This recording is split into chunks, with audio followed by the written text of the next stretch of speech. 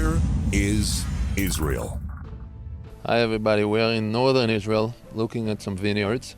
In particular right now, we are looking at some vineyards from Adir Winery up in the Dalton area. Got some awesome wine, come check it out.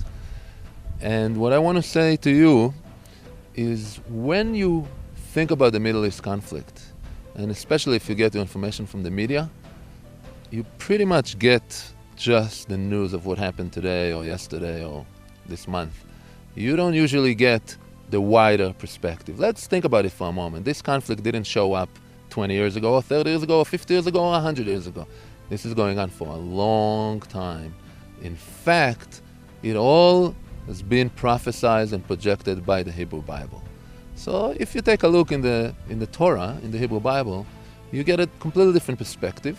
And if you walk on campus and somebody bothers you, if you know what the Torah says about it, then they don't bother you as much because you have the context of why this is happening.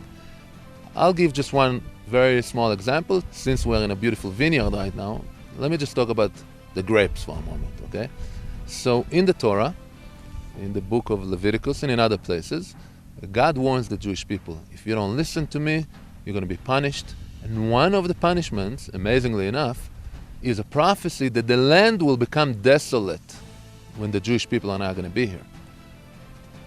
This obviously happened.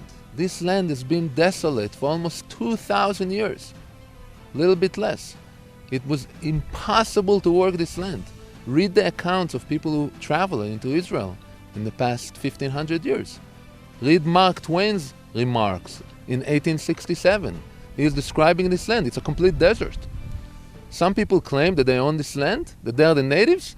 Where were they 100 years ago, 200 years ago? Why weren't they here? I'll tell you why they weren't here. Because nobody could work this land. There was no reason to be here. Even the few people that have found their way into Israel, they hardly could produce anything out of this land. Until, as the Bible itself projects, again, in the prophecies, when the Jewish people will come back, this land will also make a comeback. The land will produce the same quality of the milk and honey land that we know from the Bible. And this is exactly what's happening right now. And in particular, I want you to know and check it out for yourself. Israel is winning amazing international recognition for its wines in recent years. The past 10 years, even the fields that we are looking at right now are pretty new. We're talking about 10, 15 years. These fields used to be watermelons until the locals here figured out that they could actually plant vineyards here and make unbelievable wine. A friend of mine used to live in Gaza, in Gush Katif. That Jewish community of Gaza that the Israeli government expelled in 2006. And he told me an amazing story. They used to work the land over there. They had greenhouses. They produced tremendous amount of vegetables for the entire country of Israel. Organic vegetables from Gush Katif. You never heard of it, of course, the organic vegetables, because people don't want you to know what was going on in Gush Katif. But I know, I have friends there. And this friend told me that some of his workers, he had Arab workers, that's something else you never heard of, about the cooperation that the settlers there had with the local population and how much work they gave them. In any event, after they left, some of his Arab workers tried to work the same land that the Jews in Gush Katif worked in the greenhouses and produced these amazing tomatoes and other vegetables, lettuce and so on. And he got a call one day because they're friends, so they talk on the phone, and his friend Ahmed told him, you know, I want to tell you, it doesn't work. We do exactly the same work that you did, that you taught us, and the land over there doesn't respond to us the way it responded to you.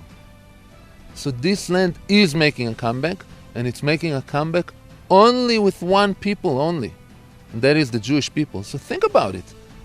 When you think about the conflict, it's not only about what the New York Times is saying. It's a lot more about what the land is saying. Ask the land of Israel. Who do you respond to? Who are you in a relationship with? Who are you producing grapes for? And the answer is clear and obvious. This land is responding to its natives, to the Jewish people that are loving it, that are working it, and that own it. Yes, this land belongs to us, and we can see it with our own eyes. Please come, visit, and see it for yourself. Thank you. Here is Israel.